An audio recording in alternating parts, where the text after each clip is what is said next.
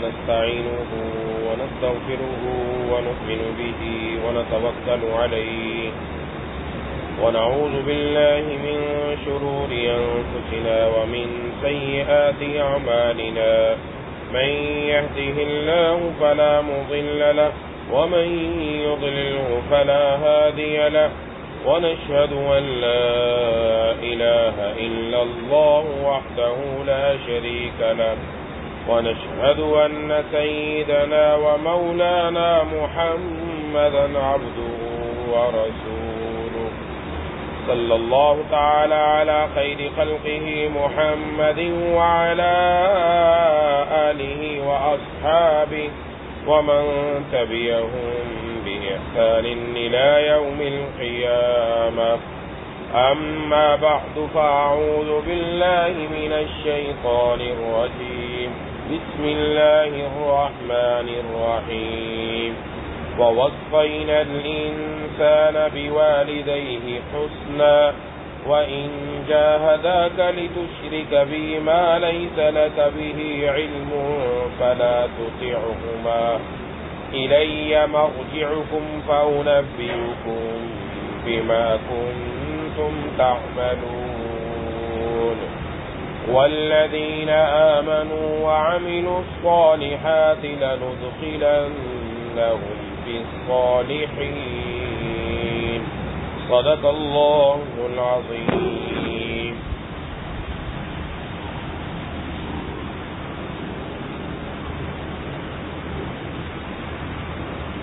میرے دوستوں اور ساتھیوں اور میری ماؤں بہنوں اور بیٹیوں،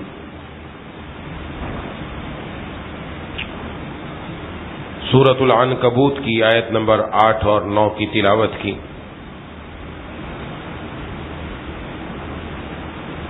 اس میں اللہ تبارک و تعالی نے ارشاد فرمایا وَوَصَّيْنَا الْإِنسَانَ بِوَالِدَيْهِ حُسْنًا، اور ہم نے انسان کو تاکید کی اپنے والدین کے ساتھ بھلائی سے رہنے کی. وَإِن جَاهَدَاكَ لِتُشْرِكَ بِي مَا لَيْسَ لَكَ بِهِ عِلْمٌ،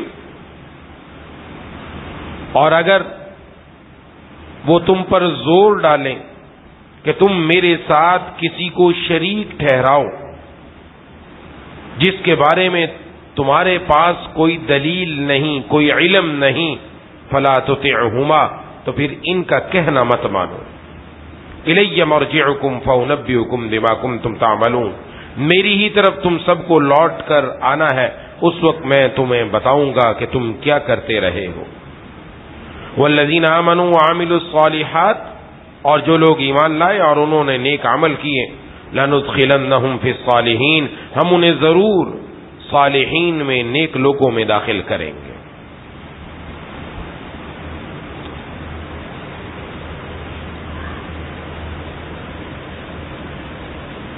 اس آیت میں اللہ تبارک و تعالی نے انسان کو والدین کے ساتھ حسن سلوک کی تاکید فرمائی. اللہ تبارک و تعالی کے بعد حقوق العباد میں سب سے زیادہ حق ماں باپ کا ہے. قرآن کریم میں اللہ تبارک و تعالی نے اسی طریقے کے مطابق جہاں اپنی عبادت کا حکم دیا کہ میرے ساتھ کسی کو شریک نہ ٹھہراؤ، اس کے فوراً بعد اللہ تعالی نے والدین کے ساتھ حسن سلوک کا حکم دیا.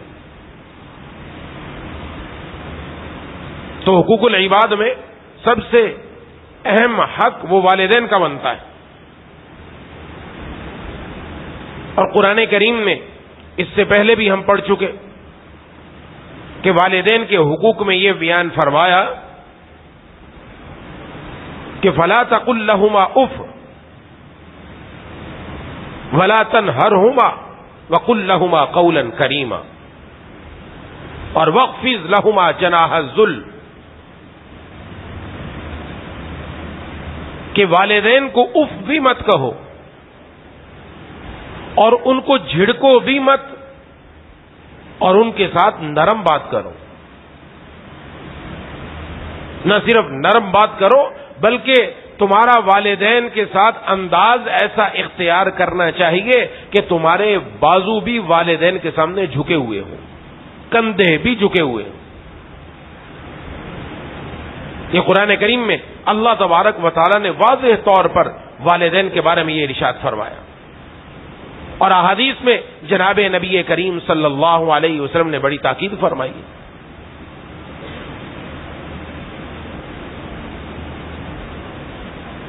کیونکہ دنیا کے اندر والدین ایک ایسی ہستی ہیں کہ دنیا میں انسان کسی سے اگر کوئی محبت کرتا ہے تو کسی لالچ میں کرتا ہے، کسی غرض کی وجہ سے کرتا ہے، کوئی نہ کوئی اس کے پیچھے اس کی غرض یا لالچ ہوتی ہے۔ لیکن والدین واحد وہ ہیں کہ جن کی اپنی اولاد سے محبت بغیر کسی غرض کے ہوتی ہے۔ جب بچہ چھوٹا ہے ساری ذمہ داری والدین پر، کھلانا بھی تم نے، پلانا بھی تم نے، سردی سے بھی تم نے بچانا، گرمی سے بھی تم نے بچانا، اگر اس بیمار ہو جائے دوا دارو کا انتظام بھی تم نے کرنا، ساری کی ساری ذمہ داری والدین پر، کہ جب تک یہ بالغ نہیں ہو گیا، بڑا نہیں ہو گیا، بس اس کی دیکھ بھال تمہاری ذمہ داری ہے، ہر اعتبار سے دیکھنا ہے۔ اور والدین دیکھتے ہیں ہر اعتبار سے، اس کے کھانے کا خیال، اس کے پینے کا خیال، کون سی چیز اس کو دینی، کون سی چیز نہیں دینی، گرمی اور سردی کا خیال، بیمار ہو جائے ڈاکٹر کے پاس لے کر چلے جاتے، 10 بار 12 بار ماں باپ کو اٹھنا پڑے، کچھ کرنا پڑے، کرتے ہیں، یہ سب کچھ ہے۔ یہ جب تک چھوٹا ہے والدین کی ذمہ داری، اور جب بڑا ہو گیا اب ساری ذمہ داری اولاد پر۔ اب والدین کے سامنے جسمانی طور پر، مالی طور پر، زبانی طور پر حسن سلوک کرنے کا حکم دے دیا گیا۔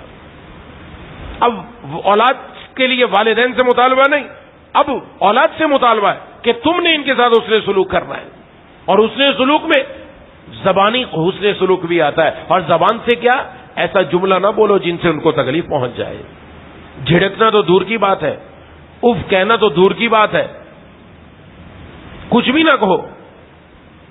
اور اپنے مال سے اگر خدمت ہو سکے خدمت کرو، جسمانی طور پر ان کی خدمت کر سکتے ہو خدمت کرو، یہ سارا حسن سلوک کے اندر آ رہا ہے۔ اور حدیث شریف میں جناب نبی کریم صلی اللہ علیہ وسلم نے ارشاد فرمایا کہ جو آدمی اپنی آمدنی بڑھانا چاہتا ہے، رزق بڑھانا چاہتا ہے، عمر میں اضافہ کرنا چاہتا ہے، اس کے لیے کچھ باتیں ارشاد فرمائی، ان میں ایک اہم بات ارشاد فرمائی، صلہ رحمی کرنا، یہ انسان کی عمر کو بھی بڑھاتا ہے، رزق میں بھی بڑھوتی پیدا کرتا ہے، اور صلہ رحمی میں سب سے پہلا حق والدین کا ہے۔ جو ان سے حسن سلوک کرے گا اللہ دونوں چیزوں میں اضافہ فرما دیں گے۔ یہ ہمارے لیے حکم دیا۔ اور احادیث میں جناب نبی کریم صلی اللہ علیہ وسلم نے بڑی تاکید ارشاد فرمائی۔ ارشاد فرمایا جناب نبی کریم صلی اللہ علیہ وسلم سے پوچھا گیا کہ ما حق الوالدین علی ولدہما، والدین کا اولاد کے ذمے کیا حق ہے؟ ارشاد فرمایا ہما جنتک و نارک، وہی تمہاری جنت ہے وہی تمہاری دوزخ ہے۔ ماں باپ کا حق یہ ہے۔ اور کیسے دوزخ اور جہنم جنت دونوں کے بارے میں فرمایا من اصبح مطیعا للہ فی والدیہ اصبح له بابان مفتوحان من الجنہ، میں جس کے دونوں والدین زندہ ہیں اور بچے نے صبح اس حالت میں کی، والد بھی راضی والدہ بھی راضی، فرمایا اللہ تبارک و تعالیٰ نے اس کے لیے جنت کے دونوں دروازے کھول دیے۔ یہ جنت کے دونوں دروازے کھل گئے، صبح اس نے اس حالت میں کی، ماں باپ راضی ہیں۔ اور آگے ارشاد فرمایا فَإِنْ كَانَ وَاحِدًا فَوَاحِدًا، اور اگر والدین میں سے کوئی ایک زندہ ہے، ایک دنیا سے چلا گیا تو ایک زندہ ہے، صبح اس نے کی ایک راضی ہے، تو فرمایا اس صورت میں کیا ہے، ایک دروازہ جنت کا اس کے لیے کھل گیا۔ اور اگر صبح اس نے اس حالت میں کی کہ والدین کی نافرمانی کی حالت میں، تو فرمایا اگر دونوں کا نافرمان، دونوں اس سے ناراض، اس کے لیے جہنم کے دونوں دروازے کھل گئے۔ اور اگر ایک ناراض، فرمایا جہنم کا ایک دروازہ اس کے لیے کھل گیا۔ اگرچہ وہ والدین تم پر ظلم کریں، اگرچہ وہ ظلم کریں، اگرچہ وہ ظلم کریں، لیکن تمہیں پھر بھی اجازت نہیں ان کی نافرمانی کرنے کی اور ان کو ناراض کرنے کی۔ یہاں تک حکم ہے، یہ حکم بڑا اہم دیا گیا۔ اور ایک اور حدیث میں جناب نبی کریم صلی اللہ علیہ وسلم نے ارشاد فرمایا کہ کوئی بیٹا اپنے والدین پر رحمت کی نظر ڈالتا ہے، کوئی بھی بچہ کسی وقت بھی رحمت کی نظر سے اپنے والدین کو دیکھتا ہے، فرمایا اللہ تعالیٰ اس کو حج مقبول کا ثواب عطا فرماتے ہیں۔ حضرات صحابہ اکرام رضوان اللہ علیہم اجمعین یہ تو ہر وقت اس بات کے حریص تھے کہ کوئی عمل ملے کہ جس سے ہماری نیکیوں میں اضافہ ہونا شروع ہو جائے۔ عرض کیا اگر کوئی بندہ دن میں 100 مرتبہ نظر ڈالے تو فرمایا 100 حج مقبول کا اللہ ثواب نصیب فرما دیں گے۔ تو جب تک والدین ہیں بندے کے پاس یہ دولت موجود ہے، یہ نعمت موجود ہے کہ اس کے ذریعے وہ اپنے والدین پر رحمت کی نظر ڈال کر اللہ تبارک و تعالیٰ کے محبوب سرکار دو عالم صلی اللہ علیہ وسلم نے فرمایا اس کو اللہ تعالیٰ حج مقبول کا ثواب عطا فرمائیں گے۔ اور ایک اور حدیث میں جناب نبی کریم صلی اللہ علیہ وسلم سے پوچھا کہ میرے حسن سلوک کا سب سے زیادہ مستحق کون ہے میرے والدین میں سے؟ ارشاد فرمایا تمہاری ماں۔ پھر پوچھا کون ہے؟ فرمایا تمہاری ماں۔ پھر پوچھا کون ہے؟ فرمایا تمہاری ماں۔ پھر پوچھا کون ہے؟ فرمایا تمہارے والد۔ ماں کا درجہ زیادہ باپ کے اعتبار سے، جس کو بارے میں محدثین نے لکھا ہے حدیث کی شرح کرتے ہوئے، ماں کا درجہ 3 گنا زیادہ رکھا گیا۔ فرمایا ماں کی خدمت والد سے زیادہ کی جائے گی اور اطاعت والد کی زیادہ کی جائے گی۔ اطاعت کے اندر والد مقدم، خدمت میں والدہ مقدم۔ جناب نبی کریم صلی اللہ علیہ وسلم یہ ارشاد فرما رہے ہیں۔ اور ایک اور حدیث میں ارشاد فرمایا جناب نبی کریم صلی اللہ علیہ وسلم نے اس کی ناک خاک آلود ہو، اس کی ناک خاک آلود ہو، اس کی ناک خاک آلود ہو، یعنی وہ ذلیل و رسوا ہو جائے۔ عرض کیا گیا کون شخص؟ اے اللہ کے رسول صلی اللہ علیہ وسلم۔ فرمایا وہ شخص جس نے اپنے والدین کو بڑھاپے کی حالت میں پایا یا ان میں سے کسی ایک کو پایا پھر بھی وہ جنت میں داخل نہ ہو سکا۔ تو بڑھاپے کی حالت میں پایا، اعصاب جواب دے دیتے ہیں، کمزور ہو جاتے ہیں، تھوڑی سی ان کی خدمت کرو، تھوڑی سی کوئی خوشی کی بات ان کو دے دو، بس زبان سے ڈھیروں دعائیں نکلتی ہیں، بس یہ دعائیں ہمارا کام بنا دیتی ہیں، بیڑا پار۔ فرمایا کہ یہ جنت میں اگر داخل نہ ہو سکا، ماں باپ کو راضی نہ رکھ سکا بڑھاپے کی حالت میں بھی، تو بس اس کی دنیا بھی برباد ہے، آخرت بھی برباد ہے۔ اور ایک اور حدیث میں جناب نبی کریم صلی اللہ علیہ وسلم نے ارشاد فرمایا کہ میں جنت میں داخل ہوا تو میں نے جنت میں کسی کی تلاوت کی آواز سنی، کوئی تلاوت کر رہا ہے، مجھے آواز سنائی دی۔ میں نے پوچھا یہ کون ہے کہ جنت میں جس کے قرآن پڑھنے کی آواز آ رہی ہے؟ فرمایا یہ حارثہ بن نعمان رضی اللہ تعالی عنہ ہے، وہ مدینے میں بیٹھ کر قرآن پڑھتے ہیں، آواز جنت تک جا کر پہنچتی ہے۔ پھر خود فرمایا کذالکم البر، کذالکم البر، ہاں اسی طرح نیکی کرنے والا ہوتا ہے، اسی طرح نیکی کرنے والا ہوتا ہے۔ اور فرمایا یہ حضرت حارثہ بن نعمان لوگوں میں سب سے زیادہ اپنی ماں کے ساتھ نیکی کرنے والے تھے، سب سے زیادہ اپنی ماں کے ساتھ حسن سلوک کرنے والے تھے۔ ایک بزرگ گزرے حضرت بقی بن مخلد رحمت اللہ علیہ، ان کے پاس ایک خاتون آئی کہ میرے بچے کو رومیوں نے قید کر لیا، میرے پاس اسباب نہیں ہے کہ میں ان کو اختیار کر کے اپنے بچے کو چھڑواؤں، کچھ آپ دعا کریں، کچھ انتظام کریں۔ تو انہوں نے فرمایا کہ آپ اللہ تعالیٰ سے دعا کرو، میں بھی کرتا ہوں، اللہ تبارک و تعالیٰ کام بنا دے، مہربانی ہو جائے۔ چند دن بعد وہ خاتون دوبارہ آئی اور اپنے ساتھ اپنے بچے کو بھی لے کر آئی اور لا کر حضرت بقی بن مخلد رحمہ اللہ کے سامنے کہا کہ یہ اللہ تبارک و تعالیٰ نے میرے بچے کو رہائی نصیب فرما دی ہے، آپ اسی سے پوچھو کیا ہوا۔ اس نے پوچھا کہ کیا ماجرا ہوا؟ کہا کہ یہ رومیوں نے ہمیں قید کیا ہوا تھا، صبح کے وقت میں باہر نکالتے، سخت مشقت لیتے، کام لیتے، اور شام کو اگر ہمارے پاؤں میں بیڑیاں ڈال دی جاتی، زنجیر ڈال دی جاتی تاکہ کہیں یہ بھاگ نہ جائیں۔ کہ شام کو لا کر اس نے زنجیر ڈالی، میں جیسے ہی تھوڑا سا چلا وہ زنجیر میرے پاؤں سے نکل کر گر گئی۔ تو وہ ایک سپاہی نے دوسرے کو کہا کہ یہ کس کی؟ تم نے کھولا؟ کہا میں نے نہیں کھولا۔ دوبارہ باندھی، پھر گر گئی، پھر باندھی، پھر گر گئی۔ اب انہوں نے اپنے بڑے آدمی کو، بڑے آفیسر کو بات پہنچائی، ہوتے ہوتے ان کے پادری تک بات پہنچی، جو ان کے عالم کہلاتے ہیں پادری، وہاں تک بات پہنچی۔ وہ آیا اور آ کر اس نے معلومات کی، پوچھا کہ تمہاری ماں ہے؟ کہا ہاں ہے۔ کہا بس اس کی ماں کی دعا کا نتیجہ ہے کہ اس کے پاؤں سے بیڑی نکل رہی ہے، اس لیے اس کو آزاد کر دو، ہم اس کو باندھ کر نہیں رکھ سکتے۔ کہ یہ وہ وقت تھا جب ماں وہاں بیٹھ کر دعائیں کر رہی تھی۔ یہ ماں کی دعا کا اثر ہے کہ ماں کے ساتھ جب نیکی ہو تو یہاں سے یہاں تک پہنچتا ہے۔ اور حضرت ویسے کرنی رحمت اللہ علیہ صحابیت کا شرف نہیں ملا، صحابی نہیں بن سکے، لیکن آپ صلی اللہ علیہ وسلم نے، مسلم شریف میں موجود ہے، حضرت عمر فاروق رضی اللہ تعالیٰ عنہ کو فرمایا کہ اگر تمہاری ملاقات اویس سے ہو جائے تو اپنے حق میں ضرور دعا کروانا، اس لیے کہ اللہ اس کی دعا ضرور قبول فرما لیتے. کس کو فرمایا جا رہا؟ حضرت عمر فاروق رضی اللہ تعالیٰ عنہ کو، جو جناب نبی کریم صلی اللہ علیہ وسلم کی زبان نبوت سے جنت کی بشارت سن چکے ہیں، جن کا مقام کتنا اونچا، بلند و بالا. اور آپ صلی اللہ علیہ وسلم نے پوری نشانی بتائی کہ وہ کون سے قبیلے سے. جب یمن سے کوئی بھی قبیلہ آتا، حضرت عمر فاروق رضی اللہ تعالیٰ عنہ اس سے پوچھتے کہ تمہارے اندر اویس نامی شخص ہے؟ اویس بن عامر کا نہیں ہے. ایک مرتبہ تھے، کہا آپ کا کس قبیلے سے تعلق ہے؟ قرن سے. کہا جی ہاں. کہا تمہاری والدہ زندہ ہے؟ کہا جی ہاں زندہ ہے. فرمایا تمہارے جسم پر برس کا ایک داغ تھا، موجود تھا؟ کہا جی موجود تھا. کہا تم نے دعا کی اللہ نے دور کر دیا؟ کہا دور کر دیا. لیکن آپ کو کس نے بتایا؟ فرمایا مجھے جناب نبی کریم صلی اللہ علیہ وسلم نے بتلایا، اور ارشاد فرمایا کہ یہ شخص اپنے والدہ کی بڑی خدمت کرتا ہے، جس کی وجہ سے اللہ تبارک و تعالی نے اس کو یہ درجہ عطا کیا کہ اللہ ان کی دعاؤں کو قبول فرماتے ہیں. اگر تمہاری زندگی میں ملاقات ہو جائے تو ان سے اپنے حق میں ضرور دعا کروا لینا. اس لیے عمر آیا ہے، دعا کر دو عمر کے لیے. یہ درجہ کہاں سے ملا ہے؟ ماں کی خدمت. حالانکہ صحابیت کا شرف نہیں ملا، لیکن درجہ اتنا اونچا مل گیا. اور آج ہمارے گھروں میں والدین کے ساتھ دستور کیا ہے، طریقہ کیا ہے؟ جب سے ہم دین سے دور ہوئے، قرآن و سنت سے دور ہوئے، اپنی مشرقی روایات سے دور ہوئے، مغرب کی روایات ہماری زندگیوں میں آئیں، گھروں کے اندر والدین کا مقام اور مرتبہ ختم ہو گیا. سمجھتا ہی نہیں کچھ، اور بات کرنے کا انداز اور ڈھنگ ایسا ہے جیسے انسان اپنے کسی نوکر سے بات کر رہا ہے. نعوذ باللہ. تو اور تو کہہ کر مخاطب ہے. ماں کو بھی تو کہنا ہے، ابا کو بھی تو کہنا ہے، کہ آپ کہہ کر مخاطب ہی نہیں ہوتا.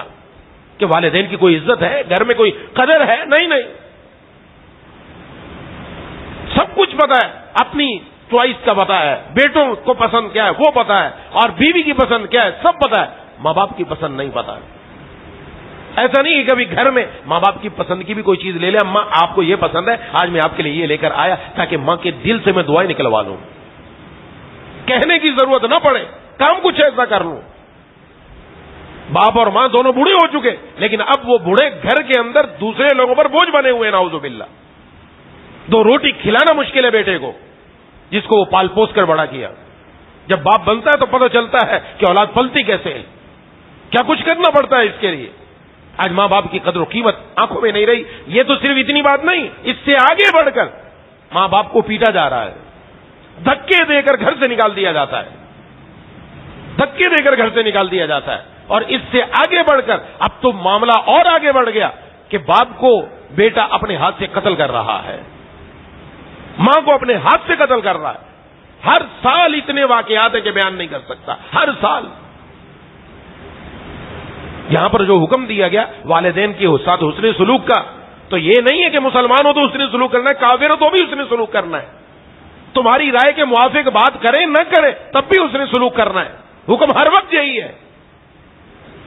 یہ نہیں ہے کہ کافر ہو تو تم ان کو دھتکار دو، اگر وہ فرما بردار نہیں تو دھتکار دو، اگر تمہاری رائے کے خلاف چل رہے تو دھتکار دو. نہیں، پھر بھی حکم ہے حسن سلوک کرنے کا، پھر بھی حکم ہے حسن سلوک کرنے کا. جیسے اوپر آ چکا وَإِن ظَلَمَا. اگر تمہاری نظر میں وہ تمہارے حق میں بہتر فیصلہ نہیں کر رہے تو بھی تم نے ان کے ساتھ حسن سلوک کرنا ہے. وہاں آگے پیچھے نہیں ہونا، آگے پیچھے ہونے کی اجازت نہیں ہے.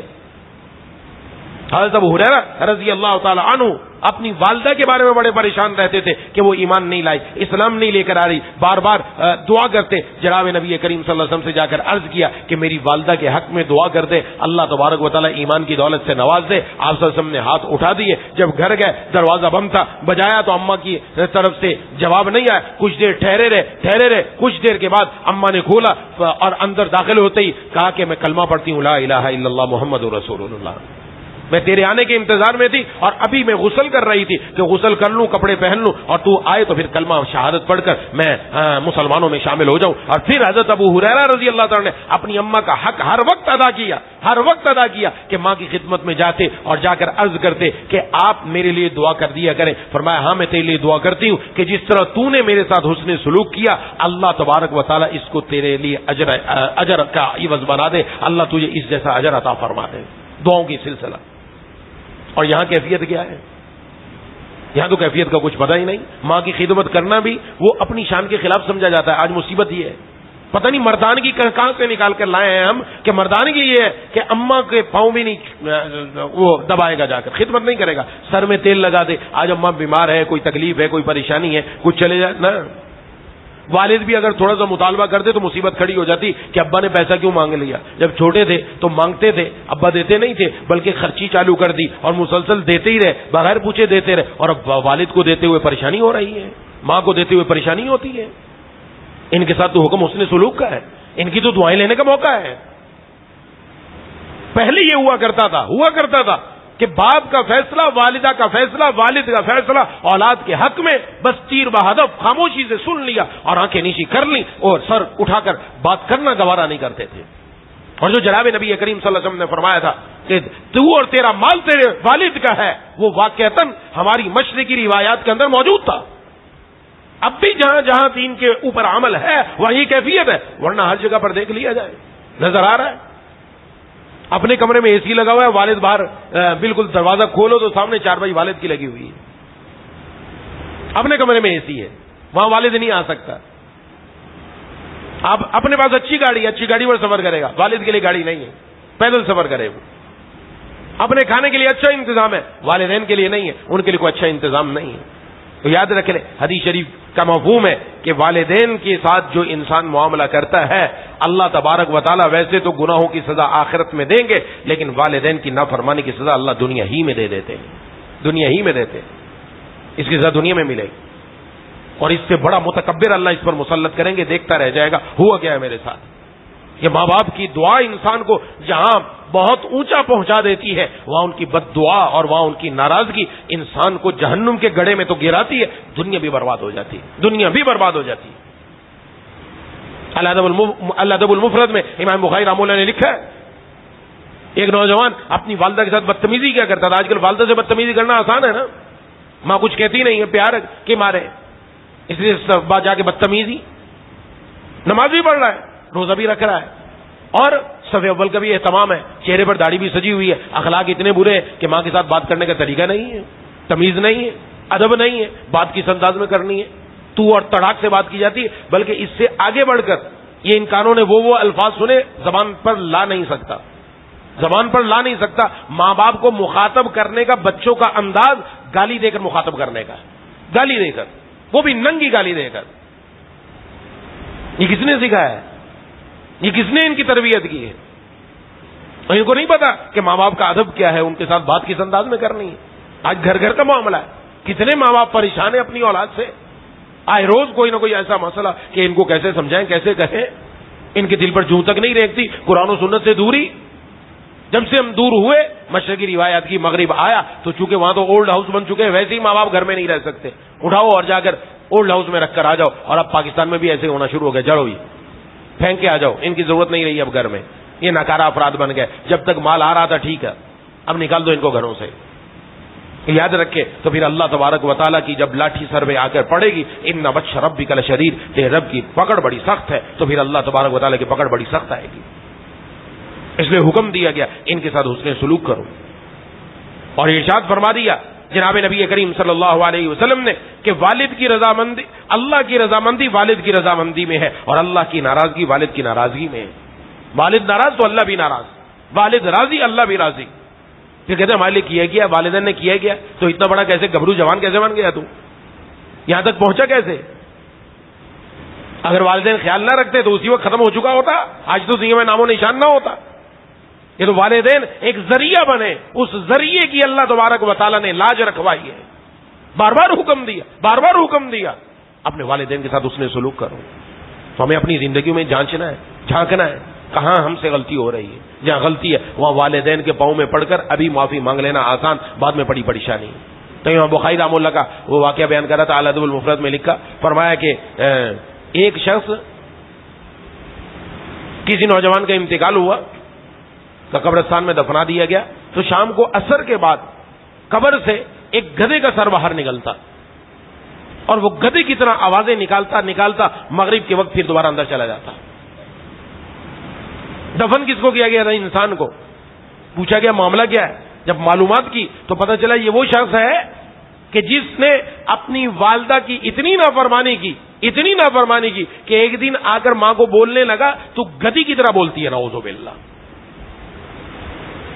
اللہ نے دکھا دیا کہ تو نے جو جملہ بولا قبر میں اللہ نے اس کا سر ہی گدھے جیسا کر دیا کہ تو اپنی ماں کے ساتھ ایسی بدبختی کر کے آیا۔ اور آج یہی ہے، ماں کے ساتھ تو بدتمیزی کرنا کوئی آسان پڑا ہے، بس کوئی مشکل ہی نہیں۔ تو مائیں بیچاری سنتی رہتی ہیں، لیکن ماں کا درجہ بڑا ہے۔ جیسے میں حدیث بیان کر دی، 3 درجے ماں کے بیان کیے گئے، 3 درجے بیان کیے گئے۔ شادی بھی ہو جائے تو پھر یہ نہیں کہ گھر میں بہو کو حکم ہے کہ وہ آپ کی اماں کی خدمت کرے، آپ خود کریں۔ جو کام آپ خود کر سکتے کرنا ہے، اس کی ذمہ داری نہیں، وہ ذمہ داری ہماری ہے۔ ہم تو اس کی ذمہ لگا دیتے کہ تو کرے گی، اور وہ بھی سمجھتی ہے مجھ پر روب جاڑ رہا ہے، خود تو ہوتا نہیں کچھ۔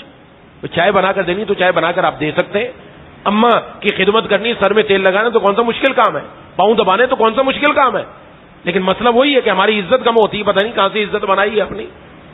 سمجھتے ہیں کہ ماں کے پاؤں کو بھی ہاتھ نہیں لگا سکتے، اور بعض پھر بس وہ اپنے سوشل میڈیا پر اپنے آپ کو دکھانے کے لیے تو ہم بڑے خدمت گزار، اماں کے پاؤں کو دھویا اور دو کر وہ پانی اٹھا کے پی لیا، بس وہ اسی وقت پی لیا، بعد میں پتہ نہیں کیا ہوا۔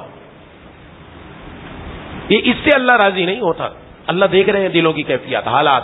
اصل چیز عرض کرنے کا مقصد یہ اپنی زندگی بدلے۔ وَوَصَّيْنَا الْإِنسَانَ بِوَالِدَيْهِ حُسْنًا، اور وصینا، وصیت کس کو کہتے ہیں؟ وصیت کہتے ہیں جس وقت آدمی دنیا سے جا رہا ہو، پتہ ہے کہ ابھی موت کا وقت آنے والا ہے، اس وقت وہ جو بات کر رہا ہوتا ہے اس کے قریب لوگ سب دھیان سے سنتے ہیں اور وہ سمجھتے ہیں یہ جو بات کر رہا ہے اس میں سراسر ہمارا ہی فائدہ ہے، اس کا ذرا بھی فائدہ نہیں ہے، ہمارا ہی فائدہ ہے، اس لیے ہمیں بات سمجھا رہا ہے۔ اس لیے جو وصیت کی جاتی ہے اس کا اثر اولاد پر، گھر والوں پر زیادہ ہوتا ہے بنسبت اس کے کہ اپنی زندگی میں جب بالکل صحت مند تھا اس وقت جو اس نے بات کی اس کا اثر وہ نہیں لیا جاتا، اس وقت کا اثر زیادہ لیا جاتا ہے۔ تو اللہ تبارک و تعالیٰ نے وہی الفاظ استعمال فرمائے، وَوَصَّيْنَا الْإِنسَانَ، یعنی ہمارا فائدہ نہیں، فائدہ تمہارا ہی ہے۔ اللہ چاہ رہے تمہاری آخرت بن جائے، دنیا بھی بن جائے، دنیا اور آخرت دونوں بن جائے، اس کے لیے ارشاد فرمایا والدین کے ساتھ حسن سلوک کرو۔ لیکن اس کے آگے ارشاد فرما دیا کہ حسن سلوک تو کرنا ہے، لیکن جہاں پر معاملہ ایسا آ جائے کہ والدین اللہ تبارک و تعالیٰ کے حکم کے مقابلے کوئی حکم دے دیں تو پھر وہاں والدین کی اطاعت جائز نہیں ہے۔ اس لیے فرمایا وَإِن جَاهَدَاكَ لِتُشْرِكَ بِي مَا لَيْسَ لَكَ بِهِ عِلْمٌ فَلَا تُطِعْهُمَا، اور اگر وہ تجھے مجبور کرے کہ تو اللہ کے ساتھ شرک کر تو شرک نہیں کرنا۔ حضرت سعد بن ابی وقاص رضی اللہ تعالیٰ عنہ جب مسلمان ہو گئے، ان کی والدہ کو پتہ چلا تو والدہ نے کہا کہ میں گھر کے باہر بیٹھی رہوں گی، کھانا نہیں کھاؤں گی، اور جب تک یہ دوبارہ نعوذ باللہ اسلام سے پھر کر اپنے مذہب پر نہ آ جائے، مذہب پر نہ آ جائے۔ لیکن یہ تو وہ حضرات تھے کہ جن کے دلوں میں ایمان گھر کر گیا، جناب نبی کریم صلی اللہ علیہ وسلم کی صحبت سے ماں کی جا کے بے عزتی نہیں کی۔ یہاں یہ سمجھنا چاہیے، یہاں حکم ہے ان کی اطاعت نہیں کرنا، یہ نہیں مطلب حسن سلوک کرنا ہی چھوڑ دو، مارو پیٹو جا کے، تکلیفیں پہنچاؤ، نہیں، یہ نہیں، یہ دونوں حکم سامنے رکھنے۔ حسن سلوک اپنی جگہ پر باقی رہے گا، لیکن اگر کوئی ایسا حکم دے دے کہ جس میں اللہ کی نافرمانی ہے تو وہ نافرمانی والے عمل پر عمل نہیں کرنا۔ ماں باپ کہے داڑھی کٹوا دو جا کر، تو ماں سے عرض کرتے، ابا سے عرض کرتے سر پہ 100 جوتے مار لو، لیکن یہ والے حکم پر عمل نہیں کر سکتا کیونکہ اللہ اور اس کے رسول ناراض ہو جائیں گے۔ پیسہ چاہیے پیسہ لے لو، جوتا مارنا ہے مار لو، لیکن یہ اس حکم پر عمل نہیں ہو سکتا۔ سر میرا جھکا ہوا ہے، بینک کی جا کے نوکری کرو، سود والی نوکری کرو، حرام کماؤ، نہیں، باپ کی بھی نہیں ماننی، اماں کی بھی نہیں ماننی، لیکن حسن سلوک پھر بھی رکھنا ہے۔ حسن سلوک میں کمی نہیں آنی چاہیے کہ حسن سلوک میں کمی کر دے۔ ہمارے یہاں یہ مسئلہ ہے، اور یہ سمجھتا ہے کہ بس اب وہ مد مقابل آ گئی، ختم، میں دین پر، ماں باپ دین پر نہیں، تو بس اس کے بعد ہو گیا ایسا کہ گویا ان کا کوئی اور رستہ، ہمارا کوئی اور رستہ، ہمارا تو تعلق ہی نہیں بنتا۔ اور یہاں تو میں نے عرض کر دیا مشرک بھی ہوں تو بھی حکم ہے صلہ رحمی کرنے کا، مشرک بھی ہوں، کافر بھی ہوں، والدین تو بھی، کیونکہ والدین کے والدین ہونے کی وجہ سے حکم ہے، مسلمان ہونے کی وجہ سے حکم نہیں دیا جا رہا، ان کا حسن سلوک پھر بھی باقی رہے گا۔ لیکن نافرمانی نہیں ہوگی جہاں لا طاعت لمخلوق فی معصیت الخالق، جہاں اللہ تبارک و تعالیٰ کی نافرمانی ہو رہی ہو ماں باپ کی وجہ سے، مخلوق کی وجہ سے، مخلوق کہے یہ کام کرو، اللہ ناراض ہو جائیں گے، تو مخلوق کی اطاعت جائز نہیں ہے۔ یہ والدین کے بارے میں خاص بتایا جا رہا ہے، اگر وہ کوئی ایسا حکم دے دے تو بات نہیں ماننی، اور یہاں پر بھاگ کے بات ماننے کے لیے تیار ہو جاتا کہ جی اماں ابا نے کہا تھا، ناراض ہو جائیں گے، دل ٹوٹ جائے گا. یہاں دل ٹوٹ جائے بھلے ٹوٹے، اللہ کا حکم نہ ٹوٹے، رب کا حکم نہ ٹوٹے. اللہ تبارک و تعالیٰ کا درجہ بہت بلند ہے. جب رب کا حکم آ گیا دنیا کی ہر چیز ختم. اب سب کچھ قربان کیا جا سکتا ہے لیکن اللہ تبارک و تعالیٰ کے حکم کو توڑا نہیں جا سکتا. اس لیے حضرت سعد رضی اللہ تعالیٰ عنہ جب انہوں نے کھانا پینا ترک کر دیا، چھوڑ دیا اور کہا کہ جب تک وہ نہیں آئے گا اس وقت تک میں نہیں مانوں گی، تو حضرت سعد رضی اللہ عنہ میں اسلام کو چھوڑنے والا نہیں. میں اسلام کو چھوڑنے والا نہیں. ایک جان کے 100 جانیں یہاں جا سکتی ہیں لیکن اسلام کو چھوڑا نہیں جا سکتا، چھوڑا نہیں جا سکتا. تو نہیں چھوڑا. یہ آیت اس بارے میں نازل ہوئی، وہ انجا ہدا کا. اور اگر وہ تمہیں پر زور ڈالے کہ تم اللہ کے ساتھ کسی کو شریک کرو پھر نہیں کرنا. اور ماں باپ کی بھی ذمہ داری ہے، وہ کیوں ایسا حکم دیں؟ ان کی ذمہ داری ہے ہرگز ایسا حکم نہ دیں. اگر دیں گے وہ عند اللہ مجرم ہے، ان کو جواب دینا پڑے گا. لیکن اولاد کی ذمہ داری بڑی ہو گئی. اب یہ سمجھے اگر ماں باپ غلط حکم دے رہے ہیں تو وہاں اطاعت نہیں کرنی، فرما برداری نہیں کرنی، لیکن حسن سلوک میں بھی کمی نہیں آنے دینی. حسن سلوک برابر جاری رکھنا ہے، برابر ہوتا رہے حسن سلوک. وہی جو خرچہ پہلے ان کا چلتا ہے چلتا رہے، جو ان کے ساتھ اچھا کام تھا وہ ہوتا رہے، خدمت بھی جاری رہے، مالی بھی، جسمانی بھی، زبانی بھی، سب جاری رہے. لیکن ان کا حکم اس بات میں جہاں اللہ کا حکم ٹوٹ رہا ہو، نہیں ماننے کا حکم. یہ دونوں چیزیں اپنے اندر جو پیدا کر لے گا وہ اللہ تبارک و تعالیٰ کا پیارا ہے. پھر اس کے بارے میں اللہ تبارک و تعالیٰ ارشاد فرمایا سب نے میری پاس ہی لوٹ کر آنا ہے تو ہم بتلائیں گے تم کیا کیا کرتے رہے ہو، کیا کیا کرتے رہتے ہو. اس حدیث شریف میں واقعہ آیا ہے ایک شخص کا، وہ سارا دن بکریاں چرایا کرتا تھا، شام کو واپس آیا کرتا تھا اور آ کر اپنے والدین کو دودھ پلایا کرتا تھا. سب سے پہلے بکریوں کا دودھ نکالا، بچوں کو بھی نہیں، پہلے والدین کو پلاتا دودھ. یہ 3 آدمیوں کا واقعہ. 3 آدمی کسی جگہ جا رہے تھے، بہت تیز کی بارش ہوئی، بارش سے بچنے کے لیے کسی غار کے اندر چلے گئے. پہاڑ میں غار ہوتا، غار میں چلے گئے. وہ غار کے اندر گئے، باہر سے آ کر بڑا کوئی پتھر گر گیا، غار کا منہ بند ہو گیا. اب بند ہو گیا سمجھو اندر موت ہے اور کیا ہے، باہر نکلنے کا کوئی راستہ ہی نہیں ہے، کیسے نکلیں گے؟ تو اب ہر ایک نے اپنی اپنی بات، وہ بات جو اس نے دنیا کے اندر اللہ کے لیے اخلاص سے عمل کیا تھا، اللہ تعالیٰ کے سامنے رکھا. یا اللہ میرا یہ اخلاص والا عمل اگر آپ کو قابل قبول تھا تو پتھر کو ہٹا دیجئے. تینوں نے کیا. جب تینوں نے کر لیا، ایک نے دعا کی تھوڑا سا پتھر ہٹا، دوسرے نے کی تھوڑا سا اور پتھر ہٹا، تیسرے نے کی، اللہ نے پتھر پورا ہٹا دیا اور باہر تینوں نکل آئے. ان میں ایک بندہ یہ تھا جس نے کیا کہا، جس نے عرض کیا اے اللہ آپ کو معلوم ہے کہ میں اپنے والدین کے ساتھ یوں کیا کرتا تھا. ایک دن میں اپنی بکریوں کو چراتا ہوا دور نکل گیا، واپسی میری دیر سے ہوئی، تاخیر ہو گئی. جب گھر پہنچا تو والدین سو چکے تھے اور آپ کو پتا تھا میری حالت کیا ہے، میری طبیعت کیا. اب ظاہر ہے ایک بندہ صبح سے نکلا ہوا بکریاں چرانے کے لیے واپس آئے تو اس کی تھکاوٹ کا کیا عالم ہوگا. یہاں سوچنا چاہیے. یہاں اب ہمیں اپنی تھکاوٹیں یاد آ جاتی ہیں کہ میں تھک گیا ہوں. ماں باپ کے کام کرتے ہوئے تھکاوٹ یاد آ گئی، دنیا کے کام کرتے ہوئے نہیں آئے گی. باہر کوئی دوست آئے گا بھاگے گا فوراً، چل بھائی نکلتے ہیں، چلو چلتے ہیں فلاں جگہ. اس لیے خدا کے لیے کبھی یہ بھی کر لینا چاہیے، ماں باپ کے لیے بھی کبھی اچھا لے کر آ جائے گورو، جو باپ کو پسند ہے، اماں کو پسند ہے. ہاں پوچھ لو، اگر نہیں پتا پوچھ لو، وہی چیز لا کر دے تو خوش ہو جائیں گے. ڈھیروں دعائیں نکلیں گی، کام بن جائے گا. جن کے پاس یہ دولت موجود ہے وہ یہ کام کر سکتے ہیں. ان کے پاس ان کو راضی کرنا، اللہ تبارک و تعالیٰ کو راضی کرنا ہے. یہ ہماری جنت ہے، یہ ہماری جنت ہے. جنت کا حاصل کرنا بڑا آسان ہے. یہ سب کی ذمہ داری ہے، سب کی ذمہ داری ہے.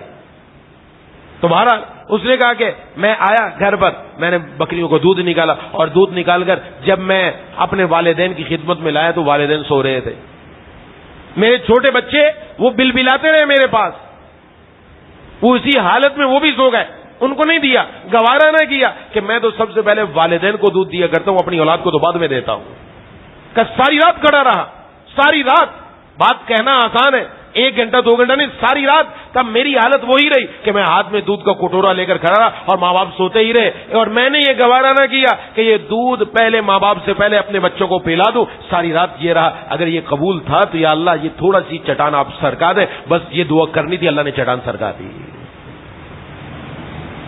یہ کون سا عمل ہے؟ کوئی نماز پیش نہیں کی، یہاں پر حق العبد پیش کیا، اور حق العبد میں بھی سب سے پہلے والدین کا درجہ وہ پیش کیا. اللہ تبارک و تعالیٰ نے اس پر کام بنا دی. اس لیے ہمیں بہت سوچنا ہے یہ دین صرف نماز روزے کا نام نہیں ہے کہ نماز پڑھ لی، روزہ رکھ لیا، زکات دے دی، ہم سمجھے ہم دیندار بن گئے. پہلے بھی بارہ میں عرض کرتا رہتا ہوں، دین صرف اس کا نام نہیں ہے. دین نام ہے پورے کے پورے دین پر چلنے کا، جس میں پانچوں چیزیں آتی ہیں: عقائد، عبادات، معاملات، معاشرت اور اخلاق. اور معاشرت میں والدین کا درجہ سب سے مقدم، ان کے ساتھ حسن سلوک. باقی کوئی ساتھ حسن سلوک ہو رہا ہے، ماں باپ کے ساتھ کیوں نہیں ہو رہا؟ ماں باپ کو بھی گھر میں اچھا مقام دیں، اچھا رتبہ دیں. اپنے لیے سوٹ عید کا ہر مرتبہ سل جاتا ہے، اماں ابا کے لیے بھی سلتا ہے کہ نہیں سلتا؟ ان کے لیے بھی سلوایا کہ نہیں سلوایا؟ کسی تقریب میں جاتے ہیں تو تقریب میں جاتے ہوئے باپ کو کہاں بٹھایا جاتا ہے؟ گاڑی کے پچھلے حصے میں یا اگلے حصے میں؟ تو پتہ چل جائے گا. انسان کی شناخت وہیں سے ہو جاتی ہے کہ اس کی خود کتنی قدر و قیمت ہے کہ والد کے ساتھ اس کا درجہ کیا ہے، کیا رتبہ اس نے دے رکھا ہے. شکایتیں ہمیں ہزاروں ہیں کہ ہمارے والدین یوں کرتے ہیں، یوں کرتے ہیں، یوں کرتے ہیں اور یوں کرتے ہیں. جناب نبی کریم صلی اللہ علیہ وسلم کی خدمت میں ایک بچہ گیا تھا جس نے جا کر اپنے باپ کی شکایت کی کہ باپ میرے ساتھ یوں کرتا ہے. آپ صلی اللہ علیہ وسلم نے باپ کو بلایا تو جب وہ آیا تو آپ صلی اللہ علیہ وسلم نے بجائے اس سے پوچھنے کے کیا شکایت ہے، کیا بات ہے، کیا نہیں، فرمایا کہ تو نے جو ابھی آتے ہوئے دل کے اندر اپنی اولاد کے لیے اشعار کہیں وہ سنا. اس نے عرض کیا کہ آپ صلی اللہ علیہ وسلم سے عرض کیا، اللہ کے رسول صلی اللہ علیہ وسلم ہمارا تو روز بروز آپ پر یقین بڑھتا چلا جاتا ہے، میں نے تو وہ ابھی اپنی زبان سے کسی کو سنائے نہیں، یقیناً آپ کو اللہ تبارک و تعالی نے اطلاع دے دی یہ کچھ کر کے آ رہا ہے. تو کیا اس نے سنا ہے؟ اس کے اندر اس نے اپنا دل کھول کر رکھ دیا کہ تو چھوٹا سا تھا تو میں تیرے لیے فکر کرتا تھا، میری صبح شام تیرے لیے ہوا کرتی تھی، تیری غذا کی فکر سب کچھ کرتا، لیکن جب تو بڑا ہو گیا تو نے اگر باپ کا پاس نہیں رکھنا تھا کم از کم مجھے پڑوسی کا حق تو دے دیتا، پڑوسی کا حق تو دے دیتا، وہ بھی نہیں دیا تو نے. اس وقت حضور نے فرمایا انت ومالک لابیک، تو اور تیرا مال سارا تیرے باپ کا ہے.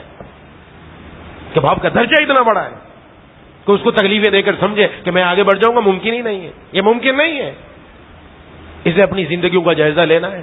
جو بڑے ہیں ان سے بھی درخواست ہے، چھوٹوں سے بھی درخواست ہے، بچوں سے بھی درخواست ہے، سب دیکھو اپنے والدین جن کے موجود ہیں الحمدللہ، دونوں موجود ہیں الحمدللہ، یہ تو دونوں ہماری جنت ہے، ہم ان کو راضی کر کے جنت کما سکتے ہیں. ان کو جا کر راضی کیا جائے، راضی کیا جائے، جس طریقے سے بھی ہو راضی کر. قدموں میں پڑھنا پڑے پڑھ جاؤ، راضی کر لو، ناراض نہ ہو، بس راضی کر لو. ادھر راضی کرو گے ادھر اللہ کام بنا دیں گے، کام بنا دیں گے. ایک دنیا میں ان کو راضی کر لینا آسان، آخرت میں جا کر حساب دینا بڑا مشکل ہو جائے.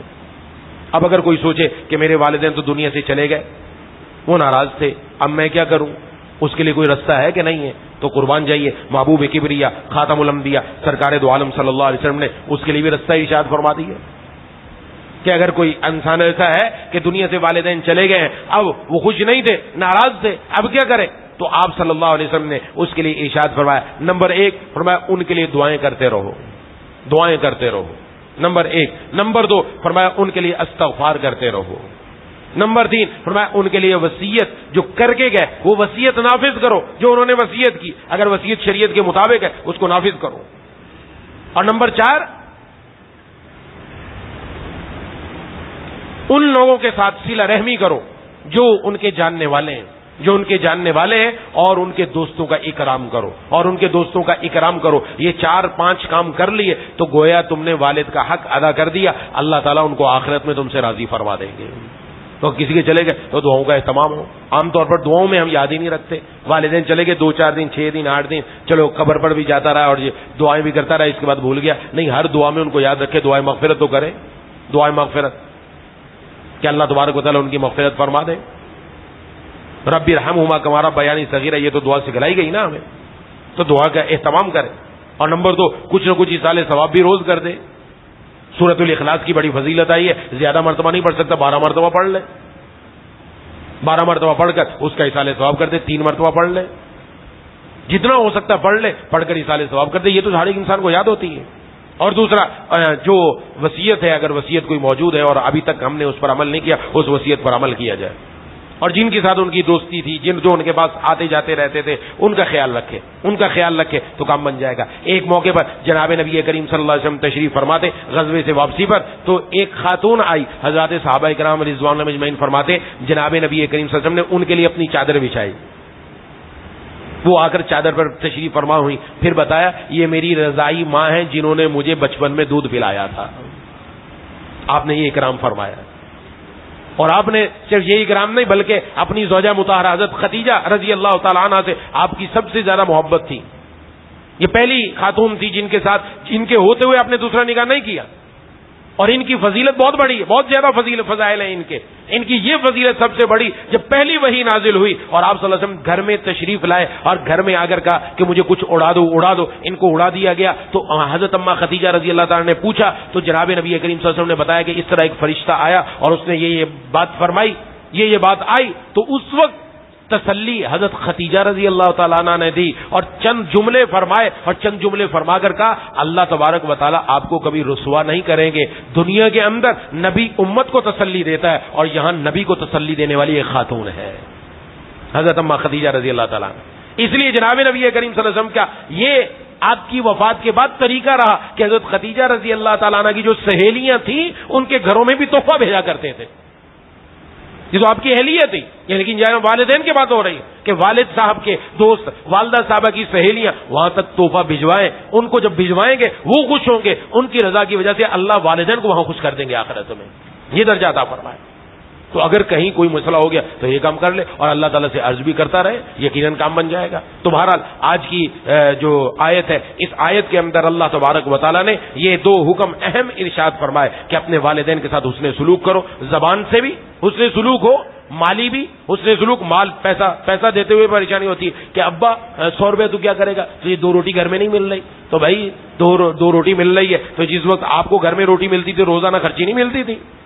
والد صاحب کے اپنے کام ہے، اماں کے اپنے کام ہے، اپنی ضروریات ہے، کچھ رقم ایسی ہونی چاہیے جو چپ چاپ جا کر دے دو اماں کو ابا کو کہ آپ اپنی ضروریات پر خرچ کر لینا۔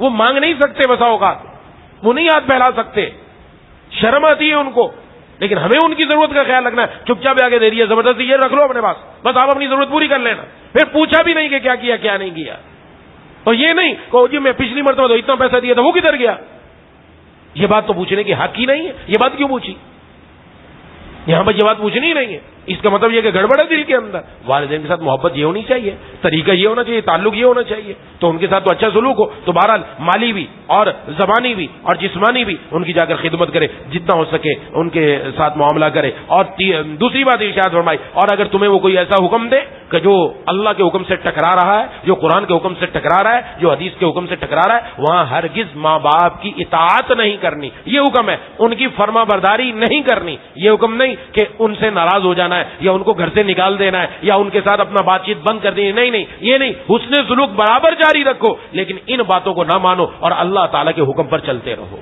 اور جب چلتے رہو گے تو آگے ارشاد فرمایا اور جو لوگ ایمان لائے اور نیک عمل کیے ہم ان کو ضرور بھی ضرور نیک لوگوں میں داخل فرما دیں گے۔ صالحین کی بات ہے، انبیاء نے یہ عرض کیا اللہ تعالیٰ سے، یا اللہ ہمیں صالحین میں سے شامل فرما، صالحین میں، تو اللہ ایسے مومن کو بھی جو اللہ کے حکموں پر عمل کرنے والا فرمایا ہم اس کو بھی صالحین میں شامل فرمائیں گے۔ دعا ہے کہ اللہ تعالیٰ مجھے اور آپ کو ان باتوں پر عمل کرنے کی توفیق عطا فرمائے۔ وآخر دعوانا الحمدللہ رب العالمین۔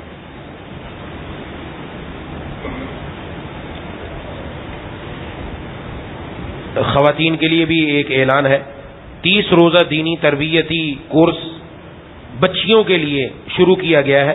یہاں مسجد میں بھی الحمدللہ یہ کورس ہو رہا ہے، جس کا اعلان میں پچھلی مرتبہ کر چکا ہوں، بچوں کے لیے کہ مدرسہ یہاں مسجد میں الحمدللہ ہمارے 30 روزہ دینی تربیتی کورس شروع کیا گیا، جس میں بچوں کو انشاءاللہ 40 احادیث مختصر چھوٹے چھوٹے جملے وہ زبانی یاد کرائے جاتے ہیں، قرآن کریم کی تجوید درست کروائی جائے گی، نماز ان کی، وضو ان کا، موٹے موٹے مسائل ان کو بتائے جائیں گے، اور کچھ عربی کے ساتھ مناسبت پیدا کی جائے گی۔ انگلش تو انہوں نے پڑھی ہوتی ہے، انگلش کے اندر جو جملے بولے جاتے ہیں عربی میں کیا بولے جائیں، چھوٹی چھوٹی باتیں وہ بچوں کو سمجھائی جاتی ہیں الحمدللہ۔ تو یہاں تو الحمدللہ شروع ہو چکا ہے، اس کے ساتھ ساتھ طالبات کے لیے بھی الحمدللہ شروع ہو چکا ہے، اور اس کا وقت صبح 10 بجے سے لے کر 11 بجے تک ہے، اور یہ قاری ریاض احمد صاحب کے گھر پر ان کے گھر والے الحمدللہ پڑھا رہے ہیں، وہاں پر اس کورس کو شروع کیا گیا ہے۔ تو تمام خواتین سے بھی درخواست ہے، آپ حضرات سے بھی درخواست ہے، بچے گھر میں فارغ ہیں، اسکول میں نہیں جا رہے، تو بچیوں کو بھی بھیجا جائے تاکہ ان کو بھی دین کی موٹی موٹی باتیں معلوم ہونا ضروری ہے۔ ظاہر ہے جب دین کی موٹی موٹی باتیں معلوم ہوں گی وہ آگے بڑھیں گی، اور کچھ مسائل ایسے ہیں جن کا تعلق خاص خواتین کے ساتھ ہوتا ہے، تو بڑے ہو کر وہ بھی ان کی ضرورت ہوتی ہے، تو انشاءاللہ معلوم ہوں گی تو ان کے لیے دین پر چلنا آسان ہوگا۔ تمام حضرات اور تمام خواتین سے درخواست ہے کہ اپنی بچیوں کو بھی اس کے اندر داخل کروا کر تاکہ ان کو بھی دین کی اہم اور موٹی باتیں معلوم ہوں، اس کی کوشش فرمائیں۔ بسم اللہ الرحمن الرحیم، الحمدللہ رب العالمین، الرحمن الرحیم، مالک یوم الدین، ایاک نعبد و ایاک نستعین، اہدنا الصراط المستقیم، صراط الذين أنعمت عليهم غير المغضوب عليهم ولا الضالين اللهم صل على سيدنا مولانا محمد وعلى آل سيدنا مولانا محمد وبارك وسلم یا الہ العالمین یا ارحم الراحمین یا ذی الجلال والاکرام یا اللہ ہم سب کے تمام صغیرہ کبیرہ گناہوں کو معاف فرما دیجیے مولا کریم ہم سب کی صورت اور سیرت کو اپنے پیار کے قابل بنا لیجیے یا اللہ ہم سب پر رحم فرما دیجیے یا اللہ یا الہ العالمین یا ارحم الراحمین جو کچھ ہم سے دینی احکام میں کوتاہی ہوئی آپ کے حکم پر عمل کرنے میں کوتاہی ہوئی یا اللہ ہم سب سے توبہ کرتے ہیں مولا کریم اے الہ العالمین ہم سب کے گناہوں کو معاف فرما دیجیے یا اللہ ہم میں سے جن کے دونوں والدین یا ایک زندہ ہیں یا اللہ ان کو ہم سے راضی فرما دیجیے یا اللہ ان کو ہم سے راضی فرما دیجیے یا اللہ ہمیں ان کی قدر کرنے والے کی توفیق عطا فرما دیجیے یا اللہ ہمارے والدین کا ہر دکھ درد تکلیف بیماری پریشانی دور فرما کر خوب صحت خوب قوت عطا فرما دیجیے